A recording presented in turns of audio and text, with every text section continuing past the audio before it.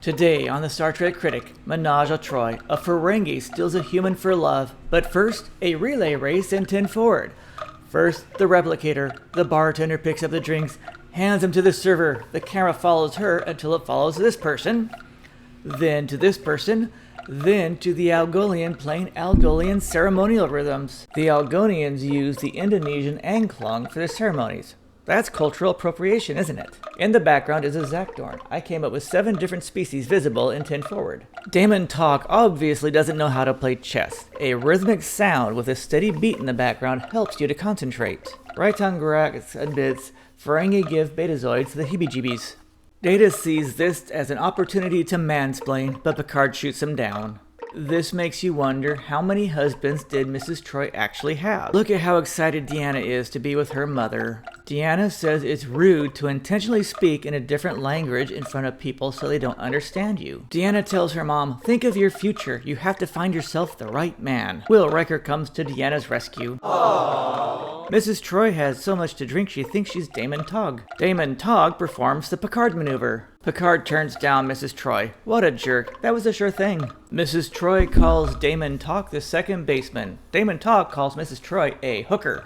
Mrs. Troi gives Damon Togg a public ass whooping. Yes! However, Damon Togg loves to be punished by dominating women. Worf gives a shout out to Mrs. Troi for having a backbone. This gives Deanna leverage to score with Worf later on in the series. And yes, being called Little One after the age of 1 is an insult. Lwaxana's earrings match her dress. She always dresses perfectly. The first point lost for this episode is opening credits more than 6 minutes into the show. As you can see, Deanna has nothing but love for the ancient sacred chalice of Reese. Of course, it's not until the episode Dark Page when you learn why she is so obsessed with Deanna having a career of being barefoot and pregnant. 1 point lost for the door knowing when Deanna was going to turn around and leave. Riker's drink matches his shirt. Very impressive. The next point is lost since there seems to be no college courses offered on board the Enterprise, a ship of over 1,000 and their families. Wesley should be on some type of ROTC program and should be able to enter Starfleet Academy as a junior. And you have to do an oral exam to get into Starfleet Academy? That's disgusting. Picard kicks Riker off the ship while he goes exploring through space, and -1 point for the door knowing when Riker wants to go through. The Enterprise takes off, and it seems Beta Z rotates really slow. The cute couple walks past some beautiful matte paintings. I miss matte paintings. Both of them are thinking, isn't this a field where Wesley almost got killed? That's what she said. I don't know about you, but I was unable to hear any sound from the Moktak. This implies Riker was stationed at Beta Z several years ago. Deanna is too preoccupied to sense her telepathic mother is present, but Riker saw. And how did she know about this place? This is a reminder, always turn your cell phone's location tracking off so your mother can't find you. And they were about to have sex, too. Riker was stationed on Betazoid before, so he knows what an Osgoid is.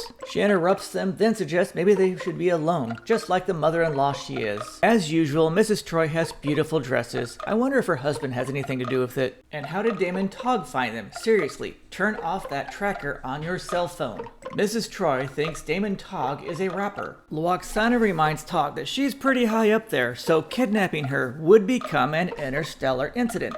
But Togg doesn't seem to care. So Togg must be tracking Mrs. Troi, and he knows the Enterprise is left orbit. My guess is all Ferengi devices look alike, and Ferengi would not be playing Earth chess, so -1 more point. 1 point lost since there's no explanation of why all 3 of them are unconscious. Mrs. Troi is the guest of honor. She would not be on the floor, so -1 more point. In reality, they should have been put in 3 separate cells. 1 point lost for blankets being conveniently placed to pick them up. The whole purpose of this was for a comedic nude scene. 1 point lost. You just don't use a transporter inside the ship that much when all you have to do is open a door. Again, the camera always follows an extra before it gets to the main characters. Wesley is still worried about the oral exams. I'm a little bit worried about what they could be myself. They think Picard will request Wesley to come back, but in reality, he's probably thinking, good riddance, now I can fool around with Beverly without the kid around. This is why the Ferengi are playing Earth chess. It's a plot device so Riker can help him out. Mrs. Troi takes one for the team.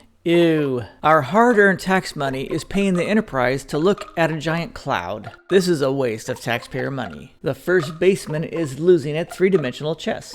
In typical Star Trek fashion, his trick worked. Umox is sexual foreplay. How is that allowed in family TV? 1 point lost for Riker knowing the code to lower the shield. And it's impossible for Riker to know how to operate a Ferengi computer, so -1 point. The next point is lost for Betazet not contacting another Starfleet ship in those 2 days. Picard says, "No, Mrs. Troy's right here on the ship. I keep hearing her voice." But Data says, "Captain, that's the computer voice. They just sound alike." The first baseman knows what he wants and goes after it. That's why she calls Damon Tog the second baseman. Then Tog says he can't resist a man. Things are really changing quick on this ship. Lwaxana tries the old Arcturian Fizbin routine. She sings her favorite Betazoid lullaby. Ferric says the first baseman finds her repulsive. Then he calls him the third baseman. It turns out Damon Tog is a bit of a pushover with Ferric, who wants to treat Mrs. Troi like a lab rat and fry her brain. 2 days have passed and they still haven't moved that picnic blanket. 1 point lost since the Betazet inspectors did nothing. Their investigators would have found this plant and known it's not native to their own planet and would have been ahead of the game by the time the Enterprise got back. Once again, Wesley is flying the ship, and it's Geordi who performs the Picard maneuver. Riker sends out a signal, but 1 point is lost because the timeline doesn't match up. The Bradbury is ready to go with Wesley, but I think Wesley's about ready to fall asleep. This is a great shot where Wesley has to leave, but they're all going about their own business. Beverly brought Wesley his lunch. Aww. But 1 point is lost because she only has 2 lines in this whole show. 1 point lost for a single set of doors on the turbolift. 1 point lost for Wesley not contacting the bridge by intercom. Valuable time was wasted running halfway through the ship. Wesley cracked the code, and they take credit for it by saying Riker picked a signal we would recognize. They didn't recognize it, it was only Wesley that did. 1 point lost here since Wesley was supposed to leave the ship. He wouldn't just knock the other pilot out of the seat. They have very light security on a Ferengi ship, don't they? Mrs. Troi does a plea bargain with Damon Tog. She will stay if Deanna and Riker are let go. In reality, she's going to use her telepathy to aid in her negotiations. Of course, the Enterprise shows up right at the right time. The 2 ships would not be traveling in sync, so -1 more point. They would have beamed to the transporter room, so -1 point. Did anyone ever tell Deanna, "That's a terrible dress"? The next part of the scene involves a Shakespearean actor doing really bad acting to win over the love of Lwaxana Troi, and it works. Shout out to the writers in making one of their humorous episodes not overly slapstick. Okay, maybe it is slightly slapstick. Lwaxana Troi is finally in the lap of the man she loves. Aww. Jean-Luc gets up to perform the Picard maneuver. That's symbolic. She was sitting on his lap, and now he has to readjust. Worf says, "You risked your life to save my people." Wesley reports to the captain to get his ass whooping. The Admiral regrets missing Wesley's oral examination. I'll bet he does. This is way overdue. Wesley has saved the ship countless times, and there should be some type of college program on the ship and ROTC program, but there's nothing. He should have been at least halfway through a 4-year degree by now. But Wesley really does have a dorky walk. This is the last time you hear the Traveler's theme or a variation of fantasy music. I hope they gave Wesley a proper promotion ceremony and didn't just throw the uniform at him. And this episode ends with a beautiful shot of the entire cast on the bridge. So who were the Ferengi? Karel Struycken was born in the Netherlands and grew up in the Caribbean. He is 7 feet tall and will be back 2 more times, as well as on Babylon 5 and Voyager. Richard Wilrick has 50 screen credits, including 9.5 Weeks, Three's Company, and will be back on Voyager and Enterprise. Peter Marks played Nibor and will be back 1 more time on TNG and twice on Voyager.